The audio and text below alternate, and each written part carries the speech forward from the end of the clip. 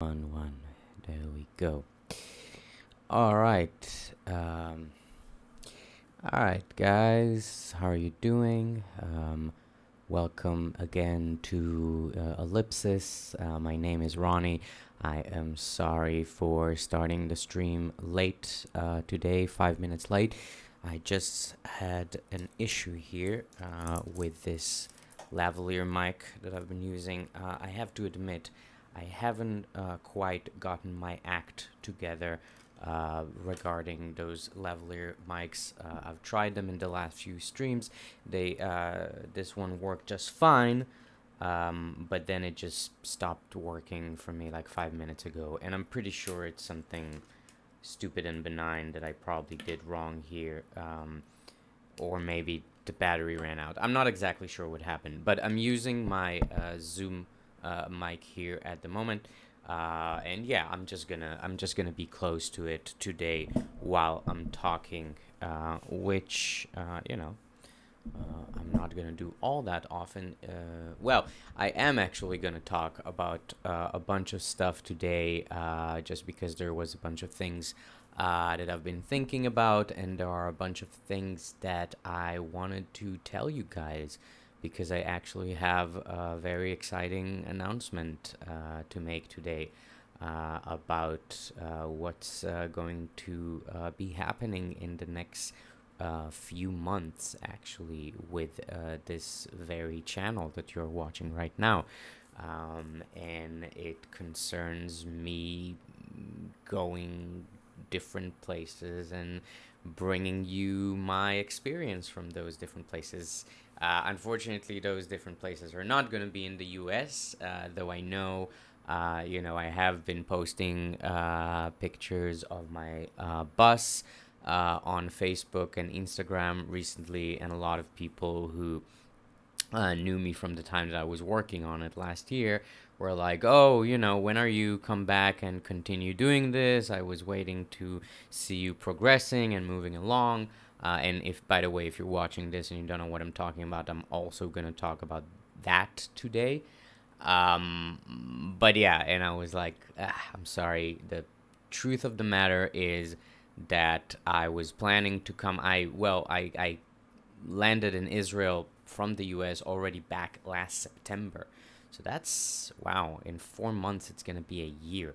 And time just flies by, and I thought I would be able to go back to the US in a matter of months because I was working on this visa, on this new visa, because my previous visa ran out. And it didn't take a few months. That's all I can say about it. That's all I can say about it that is not just very boring and stuff that you're not really interested to know about the process for visa applications. And this is a very specific visa, and you need to follow specific rules and specific things they want to see you apply for to get this visa. So that's why it's been taking long. Long story short, it has been very, very. It's a little bit upsetting for me because I can't go back to my bus Ellipsis right now and continue with that project. So it has been a little bit upsetting for me. On the other hand, it has been, and on the other hand, I can also say with a hand on my heart that I truly kind of needed this also in a way. I needed this sort of break from this very, very intense project that I've been doing myself pretty much for the last 2 years. Which, if you don't know anything about, I'm going to tell you about it today. But yeah, okay, so a lot of things to talk about today, which I'm already starting doing, and you can see, like, we're barely 5 minutes in, I'm already starting to get into this flow of talk.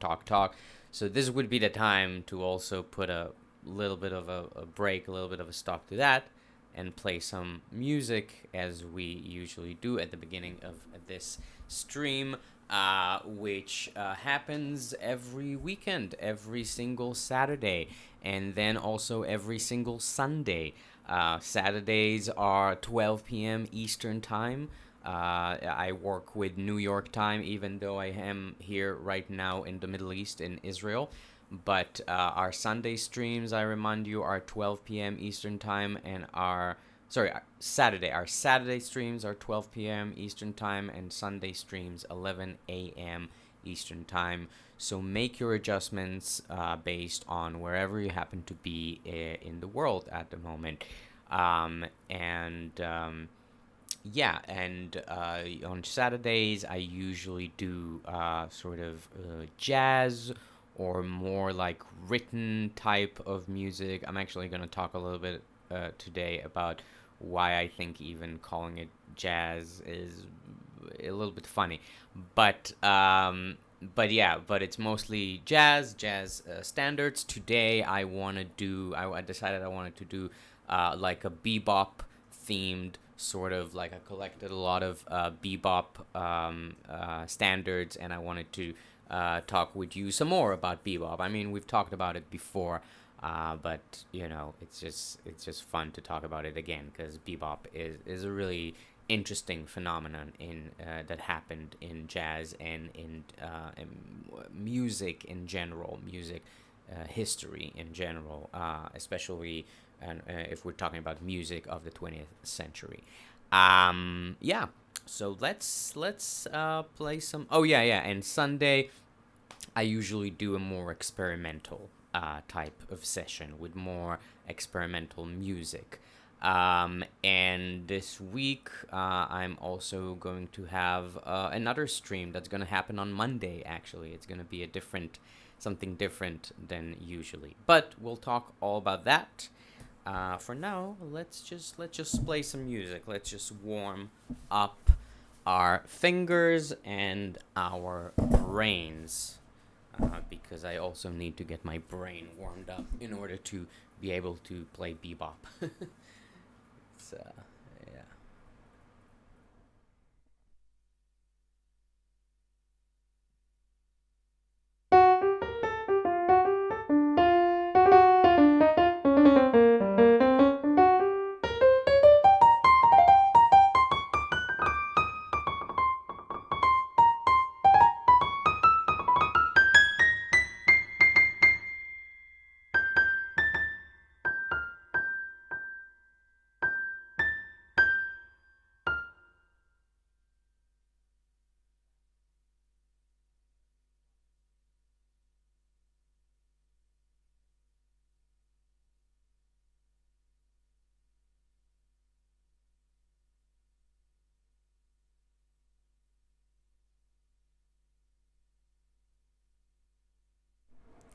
Sorry, I had the microphone turned off the whole time.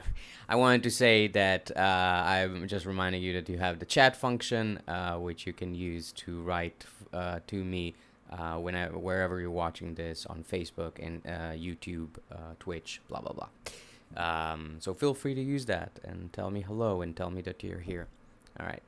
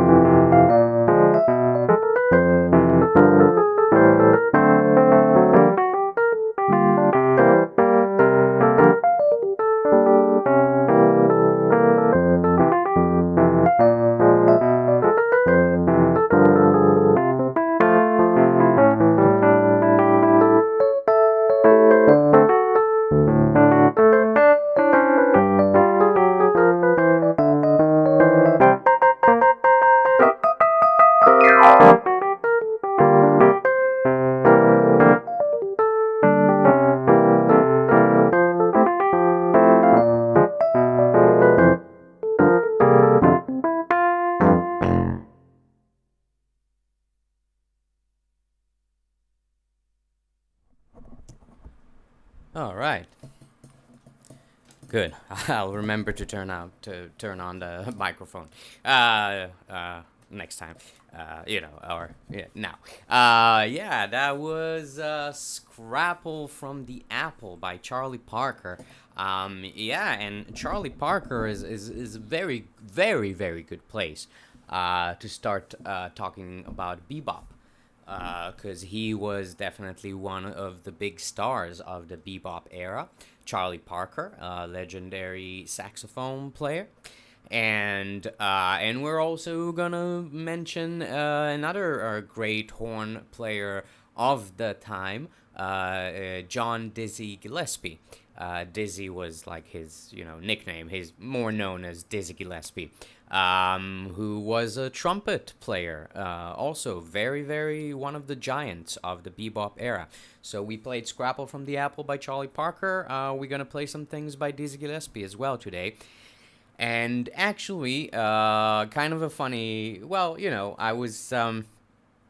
I was looking for stuff to do today on this live stream, and I literally just did this now, where I just, I went on YouTube and I just searched for Charlie Parker live, and the first thing that came out, first video that came up is him playing with Dizzy Gillespie. So I think I'll show that video now, and it's a good chance of showing the both of them together. This is hold on, I'll pause that, and I'll do the screen share so you can see it. There we go.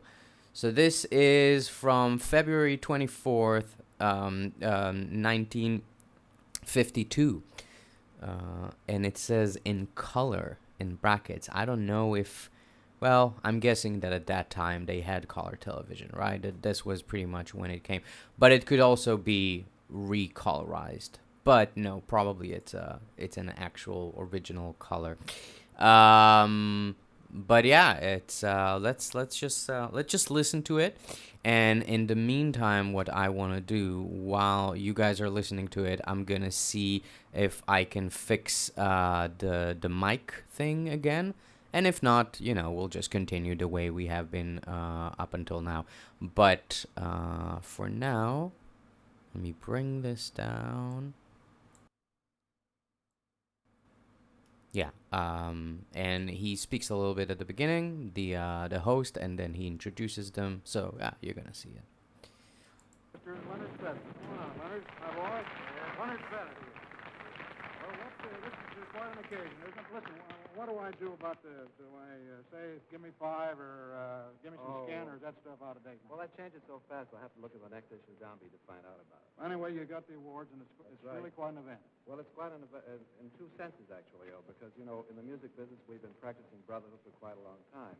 Man's color and his religion don't make any difference. When you put an horn in his hands, the only thing that counts is his talent. Well, I think that's the thing about the Downbeat All-American Band. It makes it All-American because it's of different creeds and different races. I believe that's right. Well, how about it? How are we going to get rid of these now? Well, I've been used to doing this for quite a while. Maybe it'd be a nice change if I turn it over to you, let you do the honors. I'd love to. Okay, well, Charlie, Dizzy?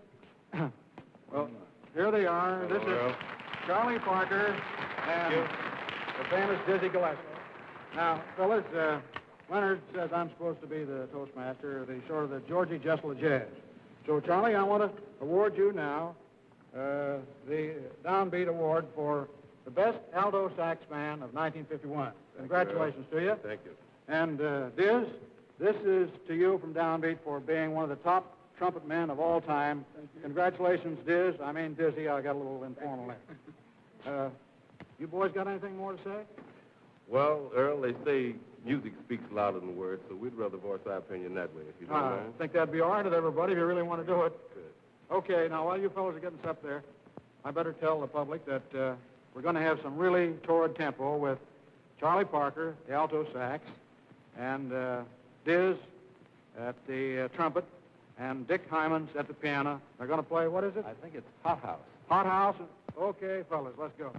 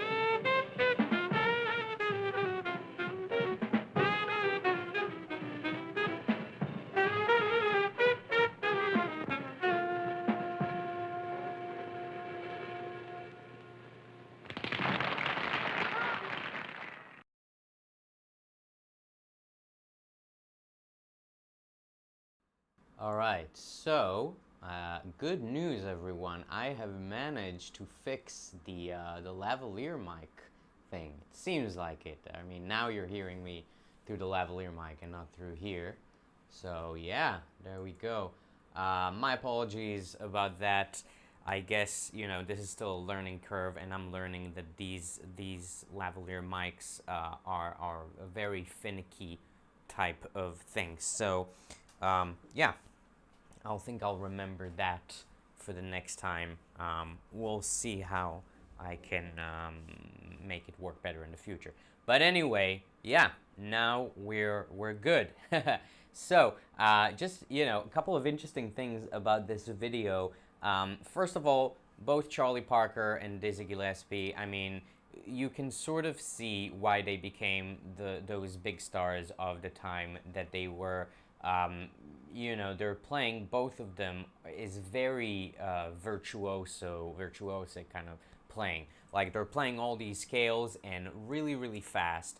And it's a very hard thing to do on a horn, like on a saxophone or a trumpet. I mean, I don't know personally, honestly, I've never played a wind instrument, but I have worked with wind instrumentalists who have told me that it's very difficult to play a scale, very fast. Obviously it has a lot to do with your breathing and a lot of things that you need to care about, that a person like me who's a pianist doesn't need to care about, because all of the scales are right here. I just need to learn them, and then I just I need to have good finger technique to do like fast things,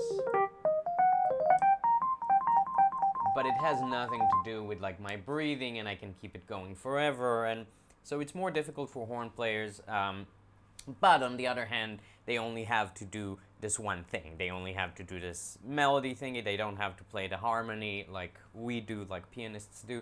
So there's advantages and disadvantages, let's say. But both Charlie Parker and Dizzy Gillespie were known for playing these very fast scales. And we're going to talk a little bit about the scales. Actually, I'm going to talk about it now, and I'm going to give a few examples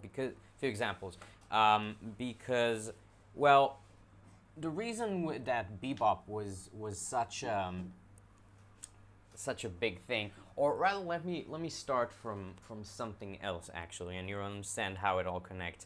This is kind of a theory that I have. It's not really a theory, but it's a way that I look at music, and I know that it might throw off some people watching this. If you know music especially, you might not exactly agree or like what I'm about to say, but this is just the way that I look at it, and I have a reason for the way I'm looking at it like this. Like, I have a specific point that I'm trying to convey. So let me just say this, all right? For me, there are only two types of music in the world. There's jazz and there's classical music, all right? And so jazz is the new music, and classical music is the old music, all right? So this is not the standard definition of what jazz is and what classical music is, right? If you go to any musicologist, they will tell you, oh, jazz, started in the 20th century, classical music, we talk about, the Western history and culture of music from like Bach, Mozart, Beethoven, 20th century composer, and then jazz is this other thing that has to do with improvisation and all that, and that's fine. These definitions, I'm not so much trying to argue with these definitions. I'm more trying to just make a general point about music, is that in every era of human history, there is music that is played because we have always played it that way, or because we have played it that way at a certain time, and it was new at that time, but now it's no longer new, and we play it a certain way. And there's jazz, which is the disruptive force. Jazz is the musicians who say, we're not going to do it how we did it so far. We want to create something completely new. And they do it. And it becomes like a movement. So just to kind of give you like a general idea how I see those, like how flexible are those definitions for me. For example, punk, right? The music genre that is called punk obviously has nothing, or maybe it has some things, I don't know, but it's not so much like if you hear like a jazz bebop song like we just heard and then I play you a punk song, you wouldn't think that these songs are similar in any way. They're very, very different styles of music. But in the time that they were created, they were both, in my opinion, my definition, they were both jazz, because they came to disrupt the existing kind of what was common in music, what was acceptable in music at the time. Bebop came at a time where it has been, so the jazz came about around 1910s and 20s, and there was a big era of the swing jazz, right? Of the swing jazz and the blues and things like that. And it became this very, and it became this very it became dance music that was very, very popular. So if you wanted to be a popular musician at the time, and remember, at the time, it's not like today where musicians sort of have this luxury where you can sit at home and work with your software and create whatever sounds you want to create electronically, or you grab samples from everywhere and you produce it all in a very tight way, and you can send it off and play it over the internet without even and make money for it, maybe even without ever leaving your house. At that time, you would have to go and perform at a club or at a function or some kind of a performance space, and you had to play what the people wanted to listen to, and the people wanted to listen to swing because that was it was new during the 1910s and 20s, but then it sort of became the norm, just like everything. It became like a thing that always happens. And the bebop musicians, right, such as Charlie Parker, Dizzy Gillespie, many before them and after them, obviously they did not exist in a vacuum. It was a whole movement. They just wanted to do something different. And there was also, I suspect, right, and I think it's pretty clear, you can also see hints of it in the video that I just showed you, there were elements of like, let's say, racial issues involved in this, right? Because at that time, obviously it was way, several decades after the Civil War. Slavery did not exist in America. However, there was still segregation and there was still a lot of racism and bias. And then, if you wanted to play something that is common and for the masses, I don't think at that time, like, black musicians did exist and they did play, but they played more in the sideline clubs, not like the main places where you would play jazz swing music to all of the white people that were there to enjoy like a very stable, sensible evening with the swing music that has now become so ubiquitous that it was then the classical music of the time, even though a few decades before it was the new thing, it was the jazz, but it became classical music. By the way, just to reiterate and go back to my previous point, when punk was created, it was the jazz of the time. It was we want to do something different and not this rock and roll that has been done before us. And rock and roll as well was jazz for its time. The way I see it, it's a cycle. And by the way, classical music is great. I love classical music. In a weird way,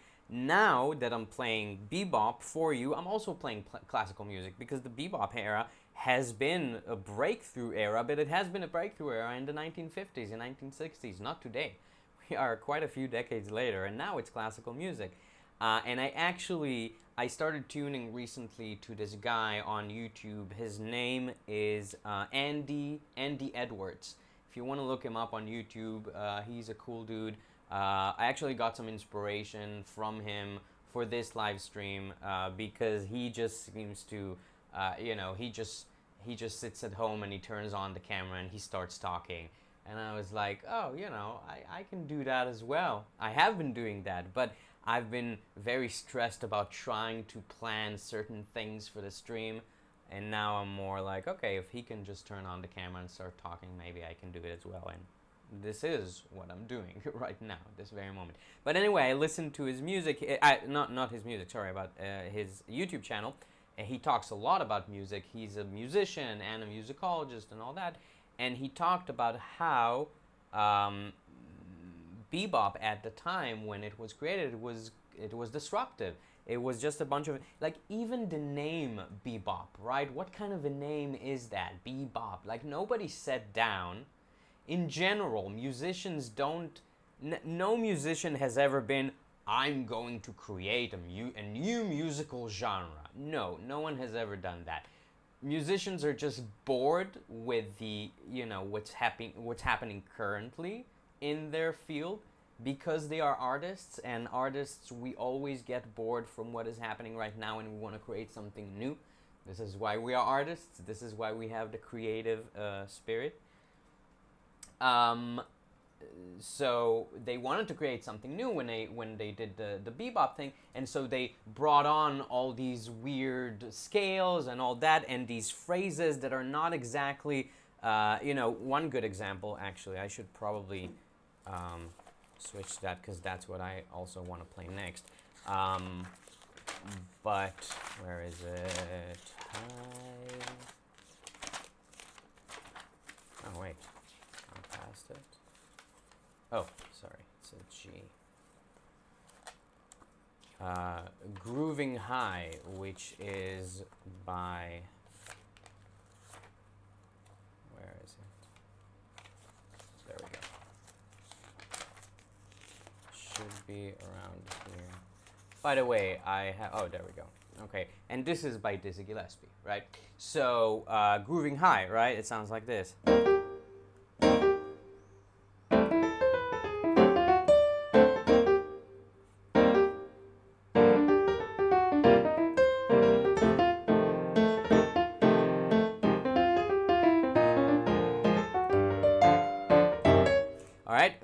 I'm gonna play some more of this, but just listen to the phrasing. It's very weird. I mean, it's very off, kind of ta-da, ta-da, and it almost sounds like someone going bebop, bebop, bebop, bebop, bebop, bebop, and it almost sounds like, well, you know, if you listen to jazz singers, the scatting, it just sounds like that. Beep, bop, bop, bop, bop, bop, beep, bop, bop.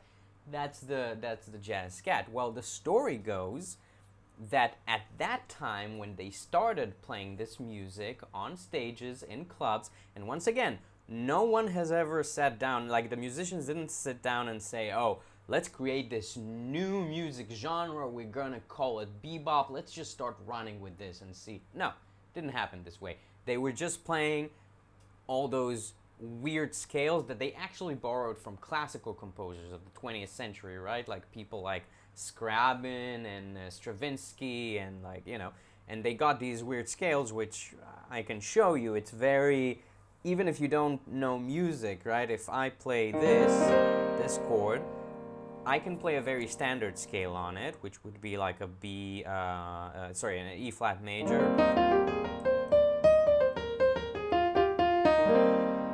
And it could be a very nice, you know, very nice sounding kind of a solo thing to play, like.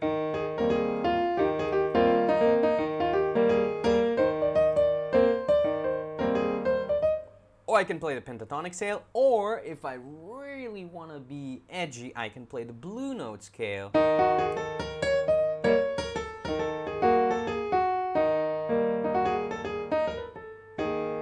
And that's what they did also a lot in all those swing pieces and blues pieces of the 1910s and 20s and 30s. With bebop, they brought all these weird scales, like the altered scale.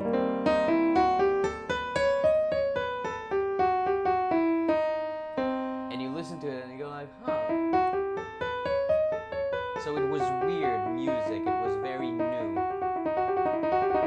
And I think the story goes that the audience, it was so new that they didn't even know really what to call it. because no one has ever told them, well, this is the new music style that is called the bebop. No, they just musicians played and the audience loved it, but they didn't know what to call it. So when they would ask, the musicians would ask the audience, what should we play? People in the audience would go, play that beep bop bop bop bop bop bop thing that you do. Like, we don't know how to call it. It sounds like beep bop bop bop bop. And the story goes, once again, it might be a complete urban legend that I'm repeating here to you, but the story goes that this is sort of how the name bebop came about.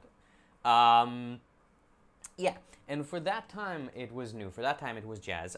When I was listening to this guy that I was talking about a second ago, Andy Edwards, he was saying in one of his videos how a lot of jazz musicians today really sound the same. They sound similar to each other. And the reason why, based on what he's saying, right, is that this bebop style, after several decades that it has been around, became sort of codified, and now they teach it in music schools. Now if you go to a music school and you go to a jazz program, they teach you that. And my younger brother, he's a saxophone player, 10 years younger than me. He went to a music school. That's what they taught him, right? How to improvise based on what the bebop guys have, invented or created this genre, and all the bebop scales and all the bebop forms and all that, and it just becomes classical music. Bebop has become classical music because now everyone is playing the same sort of what is now very standard bebop style that used to be disruptive and new, but now it's just classical music. So if you let's say indulge me, right? Indulge this theory that there's jazz and there's classical music, and now let's play some more classical music by John Dizzy Gillespie, Grooving High.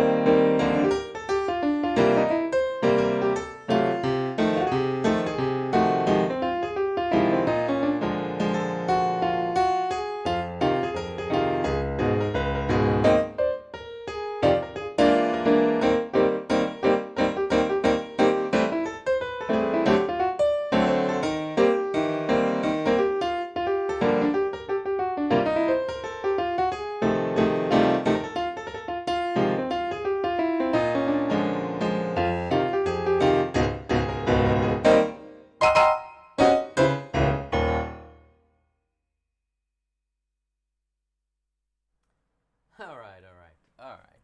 Grooving High by John Dizzy Gillespie. Yeah, very bebop style. Um, it's very, it was very like, this is very characteristic of these short ideas like ba ba ba ba, and then a weird scale.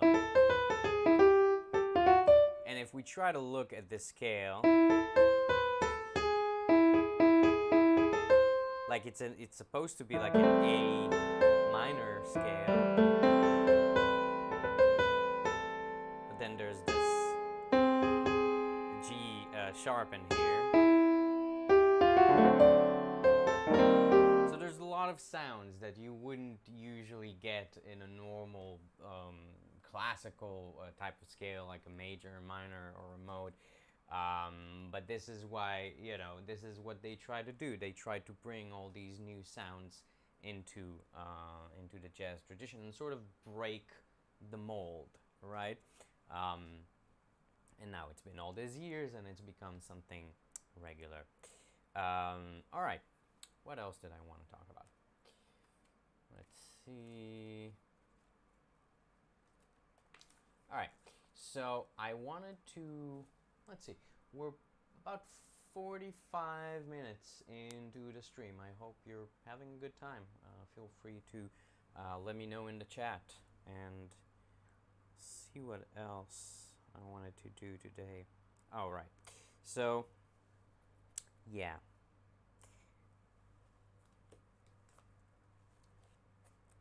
Let's play a couple more things before we get on to the announcements part, right? Let's do, so if you remember, I once did a live stream about George Gershwin's I Got Rhythm, which is a very, very famous jazz standard. And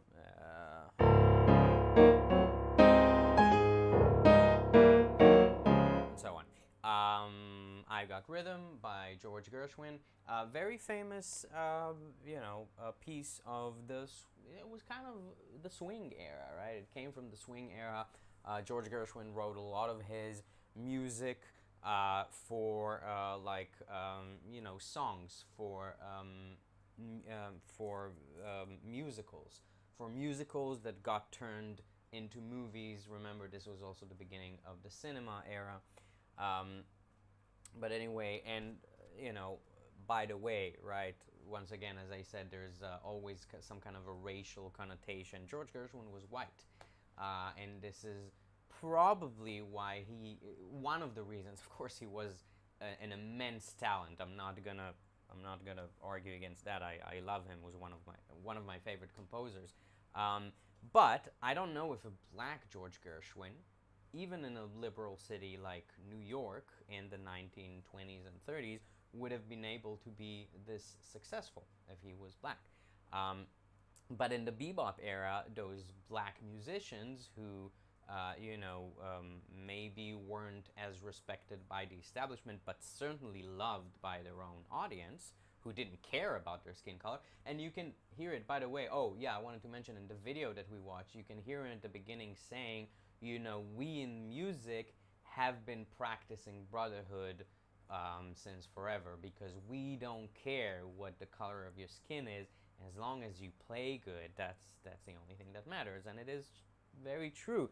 There's actually a quote, I think, from Miles Davis, where he's saying something like, I'm probably paraphrasing it, but he's saying something like, we don't care if a dude has green skin, and when he breathes, like, his breath is purple. We don't care. We don't give a shit. If he plays well, if he digs like the rhythm, if he digs the music, then we want to play with him.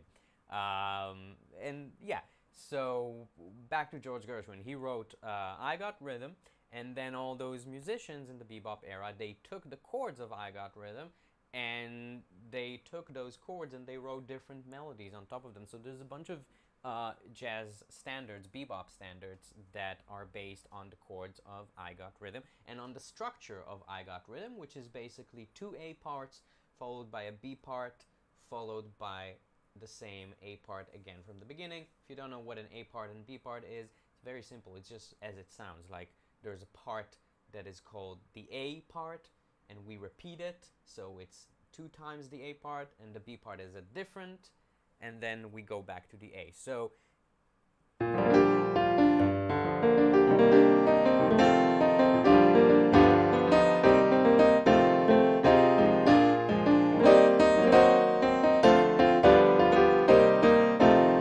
these would be the rhythm changes. That's what it's called, rhythm changes chords for one of the A parts, and then a second A, which is basically the same. This is just a chord. This is just a harmony, right? And it's not exactly the chords of I Got Rhythm, but they would do a lot of substitutions, and I'm not going to get into that because that's much more theoretical. But then there's the B part, which is much less dense.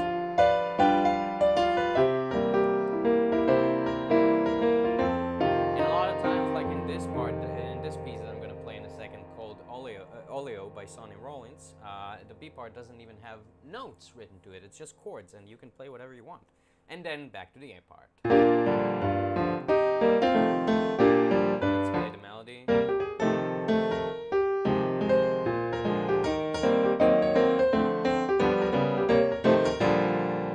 All right, let's just play the entire. Let's just play the entire thing.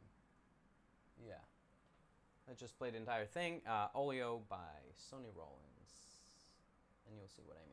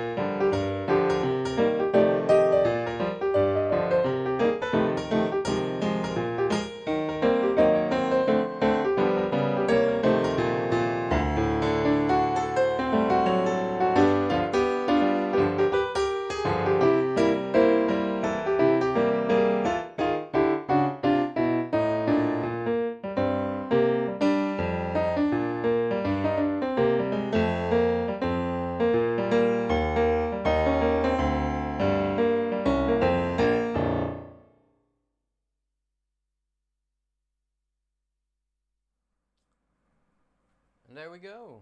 That was Oleo by Sonny Rollins.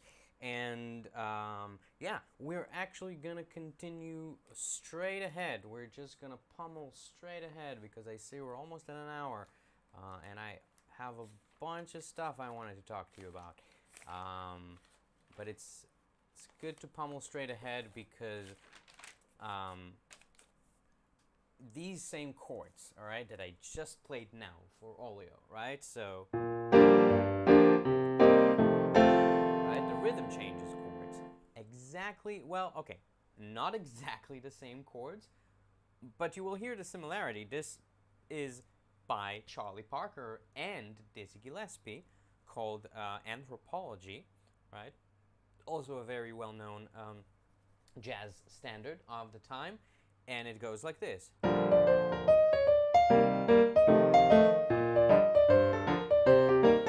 And what we find here, exactly the same rhythm changes chords. B flat 6, and then C minor 7, F7, B flat 6, G minor 7, C minor 7, F, and then going to F minor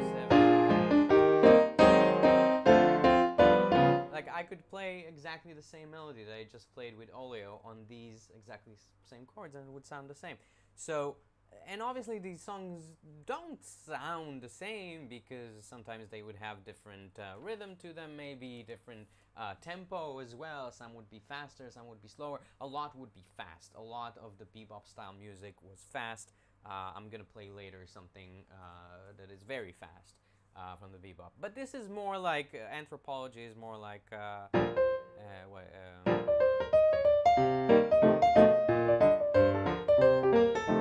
which is also fast, but not terribly. And the chords are the same. It even has this same kind of B part. Here it does have a melody written to it, which is...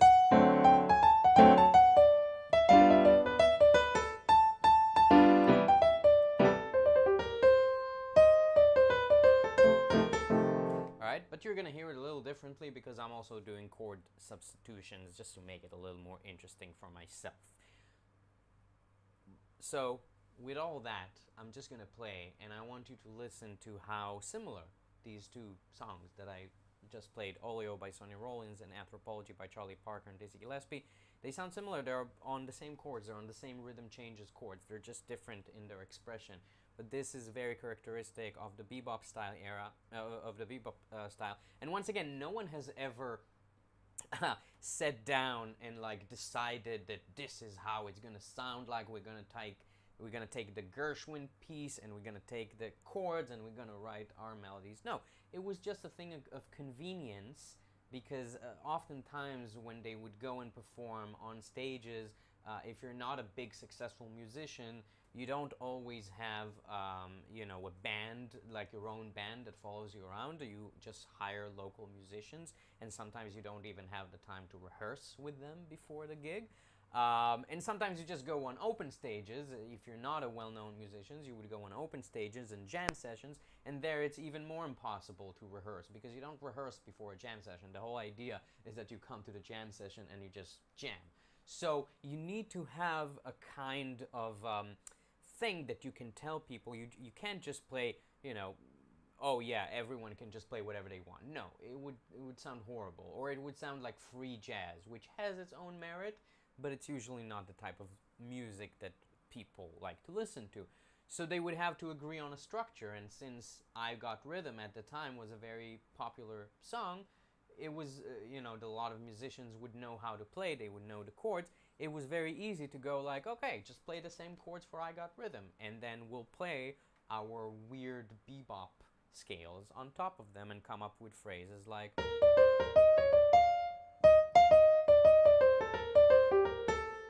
Alright, let's just play it. It's wonderful. Anthropology by Charlie Parker and Dizzy Gillespie.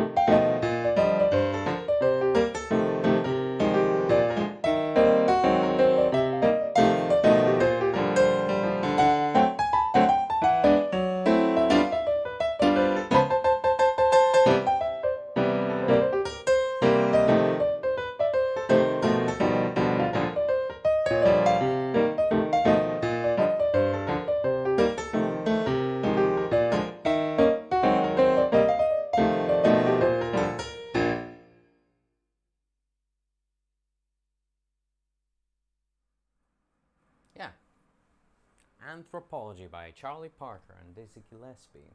So, yeah, same chords, same, but different kind of thing. I mean, I hope you enjoyed this. Sorry,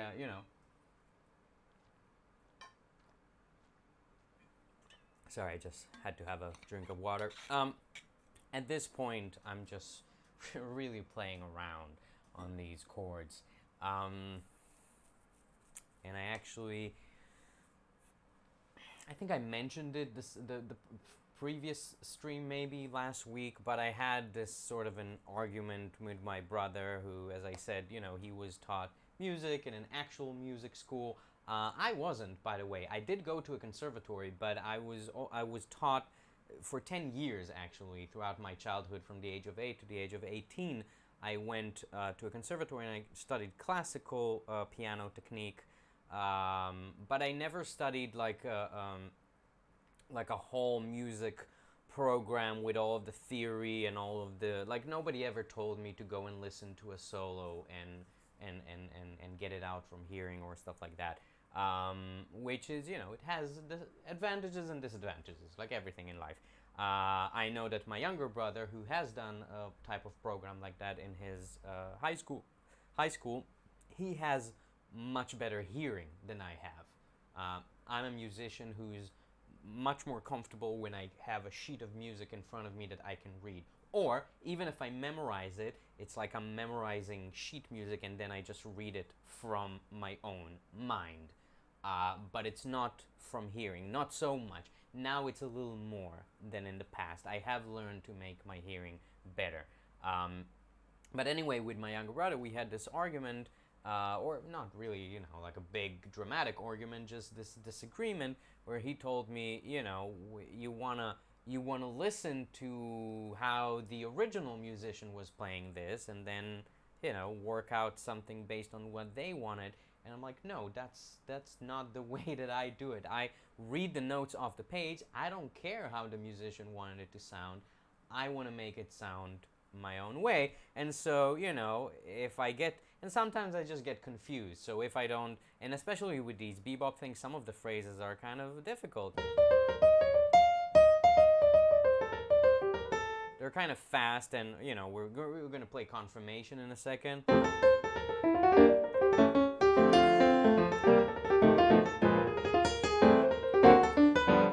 That's Charlie Parker, right? That's craziness.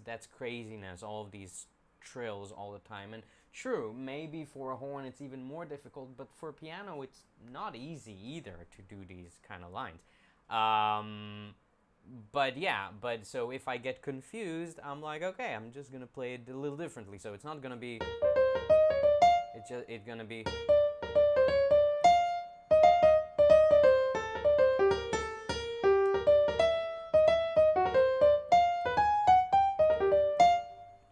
I was just messing around now. It might have not even sounded good, but the point is, I'm just playing around with it. So I hope you're enjoying this, because sometimes I fear it's a little too out there. People nowadays like to listen to music that is very pre-made for them, that is very digestible, that is just like, here's the melody, here's the hook, here's the chorus, here's the, and it's all very standard and formulaic, which, once again, the advantages and disadvantages, but I hope you're enjoying this, which is very different, very non-formulaic, for what it is, which is, it's creativity. And this is why I say that there's only two types of music as far as I'm concerned. It's not that you can't get creative with classical music. You definitely can. And you can reinterpret even a classical music piece that has been played for centuries now, right? Like things by Bach. By the way, Bach, when my piano teacher introduced me to Bach in a very, very early age, she told me Bach was the first jazz musician. And it's so funny because we're talking about this, was he German or Austrian dude, from the 1700s, You know, what does he have to do anything with jazz? But no, when he created his music at his time, it was a new thing. It was trying to create and codify a new system for dealing with harmony. And now it's no longer new because he already did it, and now it's classical music. Um, yeah, once again, just reiterating that same point. Um, but I like doing jazz. I like doing the experimental stuff. I can do the classical stuff as well, but the experimental stuff is weird. I can't say that I always feel comfortable with it. Like sometimes I'm playing and in my mind, I notice it's bringing you in a little bit behind the scenes, right? Maybe you're watching me and you think you think yeah, I got it all, like I know exactly what to play, but I don't. I really don't. Inside my mind, I'm going, oh no, this is horrible. What are you playing? What was that? What was that phrase? That had no sense at all. But I'm playing, so I have to keep going. It's a weird kind of sensation, but there's a lot of fun in it. All right, let's talk about some announcements. We'll do that, and then we'll play some more music, and then we'll end this live stream. So, all right. This is a little bit of a change of subject and pace. So, here's what I gotta say. If you've been watching this channel for a while, for the time that I've been streaming, which just on in the past few months, I'm getting used to it. I'm trying to bring the channel, I'm trying to bring the quality of the channel. I'm also trying to bring more people. So if you're watching this and you're not a follower of me yet, please do so, because it really helps with the algorithms that we all need to. All content creators nowadays, we are slaves to the algorithm. I'm exaggerating, we're not really slaves, but we are, let's say, we are beholden to, we count on the algorithm to help us, and the algorithm is made of people like you who are telling the algorithm, hey, this is what I want to see. So if you're watching this, please follow me on Facebook, on Instagram, on YouTube, on Twitch, on kick.com, and it will help a lot. And the reason why I created this channel is because I've been doing this project for the last couple of years. I've been trying to build it up ever since 2020, basically. And I went to the US, and which is where I have lived since 2016.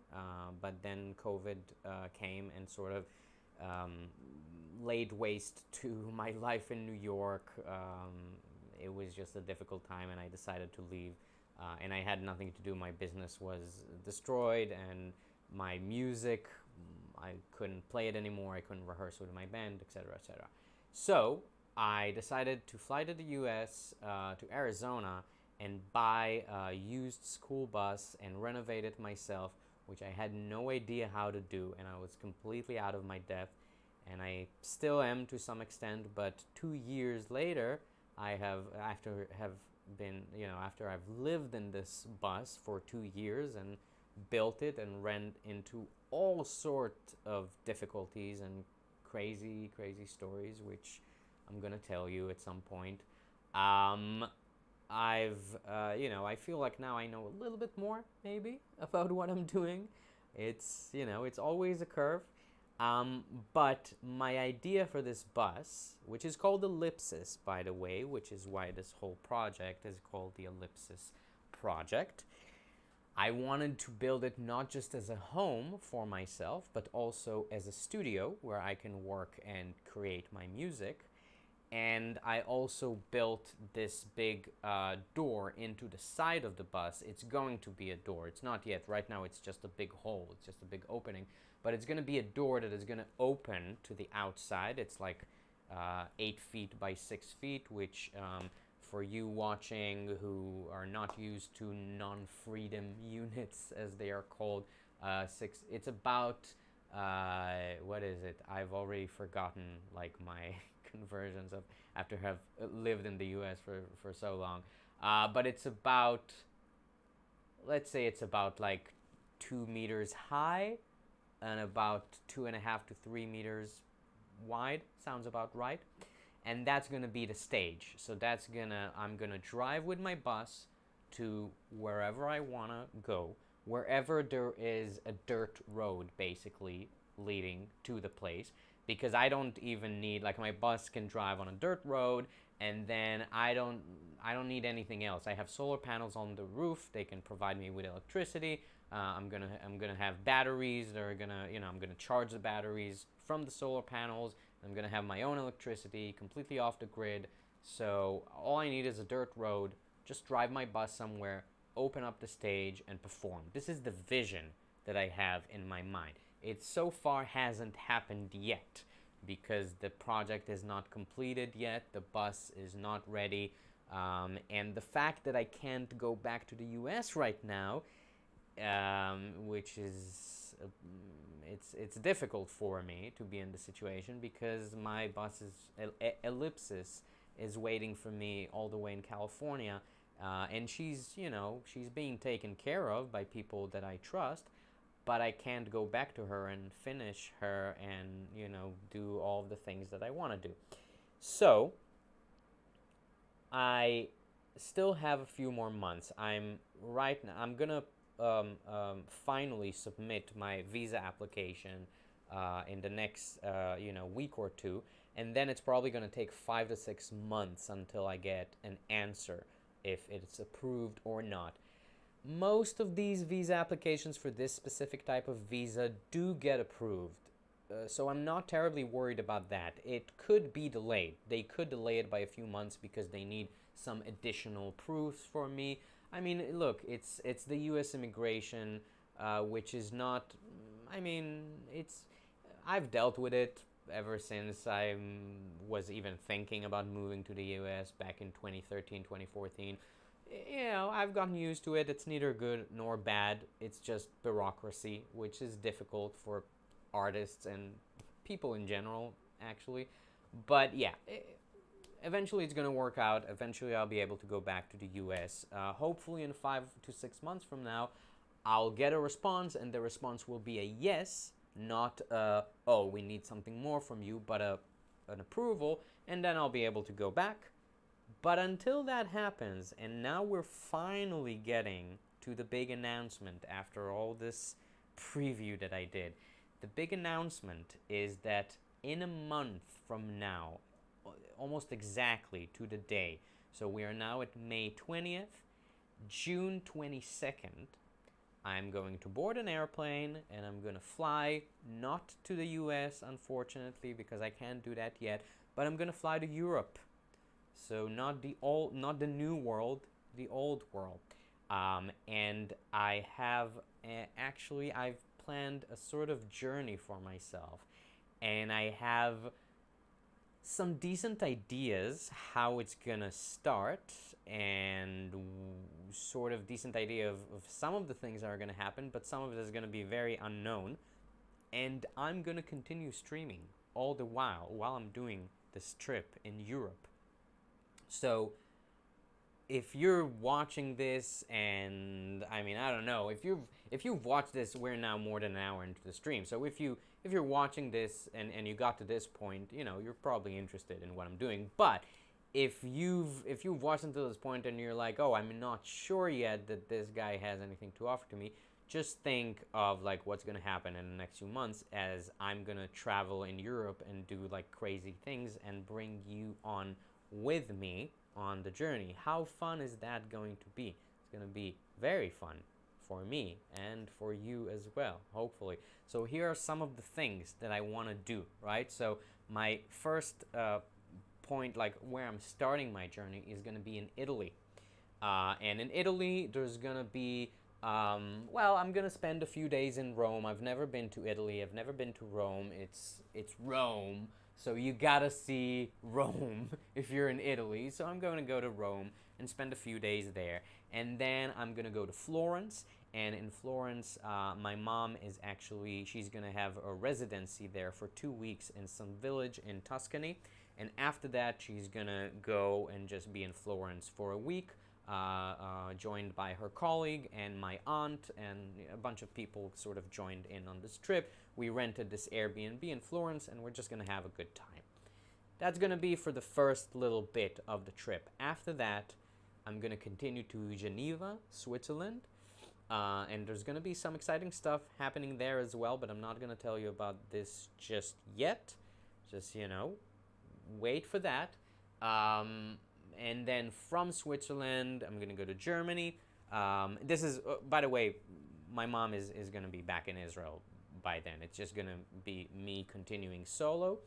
And I'm gonna go to Switzerland. I'm gonna go to Germany. I have my sister just recently moved to Berlin, so I'm probably gonna go and meet her in Berlin. There's probably gonna be some stuff, other stuff along the way that it's gonna happen. And then I'm gonna continue eastward to Eastern Europe, and that's gonna be very interesting for me. And there's a couple of reasons I'm gonna describe you. So this area, like the countries that I'm gonna visit probably are gonna be Czech Republic, Austria, Slovakia, Hungary, Romania, and then finally I'm gonna get to Ukraine. Now you might be watching this and saying, shit, Ukraine, isn't there a war there right now? Well, there is. I've been following it since February 24th, 2022, last year, when the Russian invasion started. And of course, this probably wouldn't be a surprise to anyone, but I am very, very, very pro-Ukraine, and I'm not against Russia, I'm just against Putin. I'm just against the Putin regime, because the Russian people, yeah, sure, they have some blame, but it's mostly this crazy regime that is doing this thing. And I want to go and help. So since I have gained a lot of abilities in the recent few years in the construction world, right? Because I have been building my bus in the US, Ellipsis, it all connects together. I've decided to volunteer to this organization, this charity organization that is helping Ukrainians rebuild their homes. Because you probably heard on the news, a lot of missiles attacks on Kiev and a lot of other Ukrainian cities, and it's just like innocent civilians. They're not even bombing like military places. They're just bombing like innocent civilians who did nothing to any Russian ever, but they're bombing their houses and destroying their place of living. So I'm gonna go and volunteer to this organization and see if I can help with rebuilding, debris removal, all that. So that's gonna be one of the goals of the journey. The other goal would be to go and visit some places that my family came from. So both sides of my family. I'm Jewish, obviously. I'm an Israeli Jew. I was born and raised in Israel, and so did my parents. But my grandparents came from this area of Eastern Europe. Both sides of the family, by the way. From my father's side, they came from the Czech Republic and Slovakia, and back then it was the same country. It was called Czechoslovakia. And from my mother's side, they came from, they were Hungarians, but at the time before the First World War and between the World Wars and after the Second World War, there was a lot of changing of hands of various territories. So they were born, my grandmother was born in Transylvania, which is now a part of Romania. It used to be a part of Hungary. And then my grandfather was born in also he was Hungarian / Romanian, but then the town that he was born in, the village that he was born in, is now part of Western Ukraine. Anyway, it's been Europe has been very messy in the 20th century.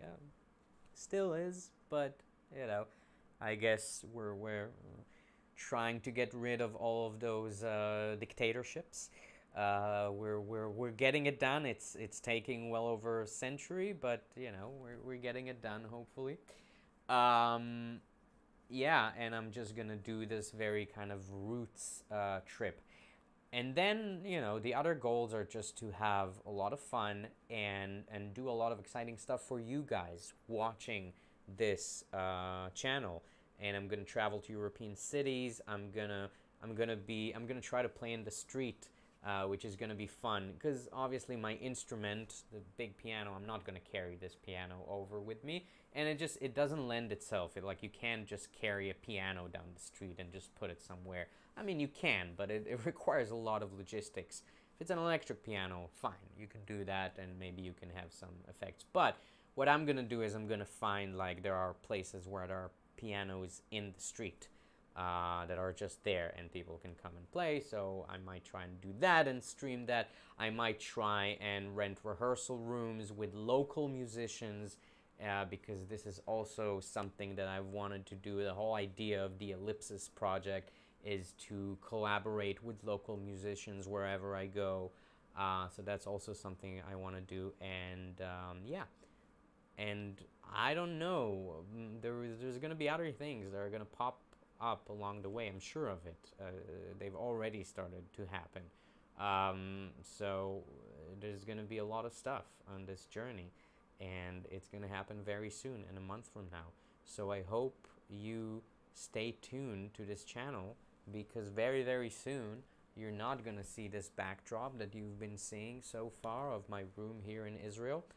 You're going to see a backdrop of, I don't know, some European city or some cool place that I'm visiting. And I think it's going to be a lot of fun. So thank you for tuning into this channel, and I hope you stay tuned for this journey, which is going to be very interesting and exciting for me.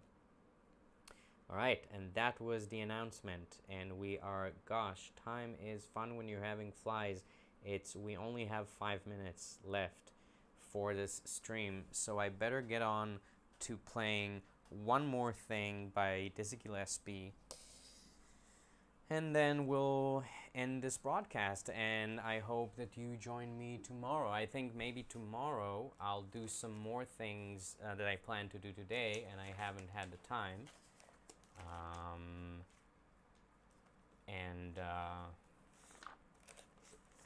And yeah, and I'm gonna do some more things.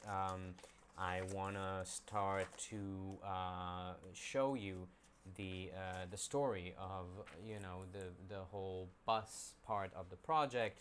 I have all those pictures that I found that I never posted anywhere. Now I'm slowly posting them on my Facebook page, which, by the way, you can tune into as well, at Ellipsis Bus, ELLIPSISBUS. That's both on Facebook and Instagram. Yeah, so I have all those pictures. I wanted to show them in the live stream as well, and tell you additional stories about everything that has happened, how I bought the bus, where I traveled with it, how I started building it. So I might try and do some of that tomorrow as well. So tune in tomorrow, 11 a.m. Eastern Time. That's New York time. Make your adjustments based on wherever you are in the world. And good. Now, let's play Dizzy Atmosphere by Dizzy Gillespie. It's a fast bebop standard. And it's just, this is very characteristic of the, and okay, I'm just gonna give you, since we have been talking about bebop all this stream, this is very characteristic.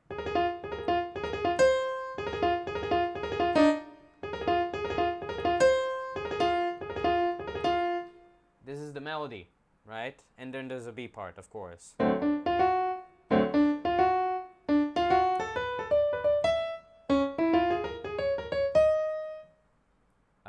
I'm not gonna go all over the chords here like I did before, but this is this is the style that they were using, and this is very characteristic. Once again, these very technical and exciting sort of these trills. They're very difficult to do on a horn, on the piano as well, and this is very characteristic of Dizzy Gillespie. So let's listen to that.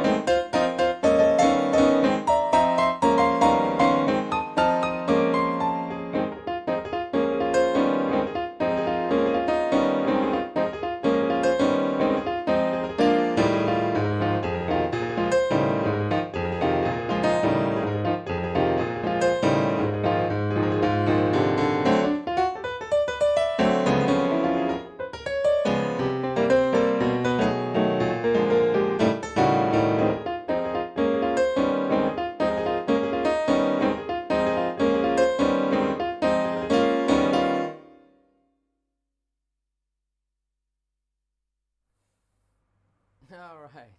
Okay. It was Dizzy Atmosphere by Dizzy Gillespie. All right. It's difficult. It's difficult, man. Let me. Sorry, I just want to try one more round. I think. Okay. The problem with this is that it's difficult to think fast, and really you shouldn't think. You should more like feel it.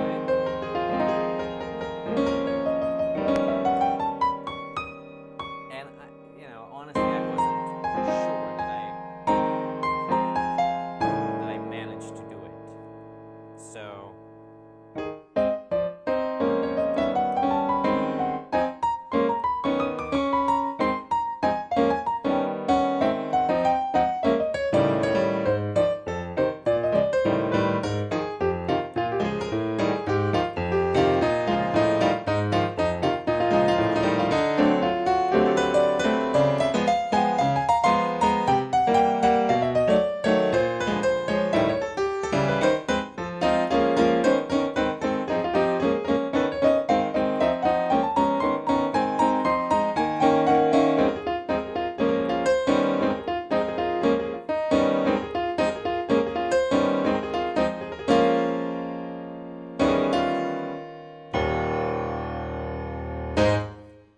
Alright, okay. I think that's enough. Alright. Guys, thank you so much for tuning in. I appreciate that. I hope you enjoyed this session. I hope you liked my announcement for what is going to happen in the next few months. I hope you keep tuning in for that. It's going to be really exciting. I can't wait. I'm a little scared as well. I'll be really honest with you. I have no idea what's going to happen on this journey, on this trip, but this is part of what's so exciting about it, and this is how I like to do it. This is how I've always done it. I've always liked doing things that I'm afraid of. This is what I've always felt has brought me to good places that I liked. It always brought me to, there was always something to gain from going to a place that I had a lot of fear from. So this is what I've always done, and this is what I keep doing. So I am scared, but I'm going to go on this journey, and I'm going to bring you guys with me. So you can be a part of my journey, and I can be a part of yours, and maybe, inspire you a little bit if I can, if it's possible. Or if not, and you just enjoy my music, that's also great. So please follow me, please subscribe, please do all of those things to help the algorithm. And yeah, and I'll see you tomorrow at 11 a.m. for our Sunday live stream. So thank you guys so much. Thank you for your support. And with that, this is Ronnie.